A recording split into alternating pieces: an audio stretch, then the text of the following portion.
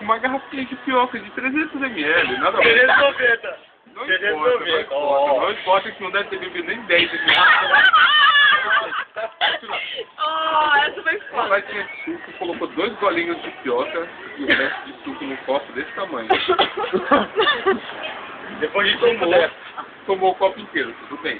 O segundo copo, mesma coisa, botou menos do que tinha e o resto de suco.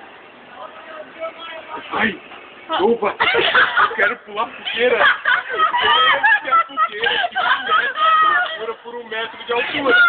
Agora tu imagina meio de altura, cara. Agora tu imagina eu tentando falar, para, não pula, moleque, não vai, não faz, que não vai conseguir. Ele, não, deixa. Vai pular fogueira. Lá foi um dia tenebroso. Ele queimou o rabo, né? Queimou o rabo. Queimou o rabo. Moço, não quer sentar aqui com a gente?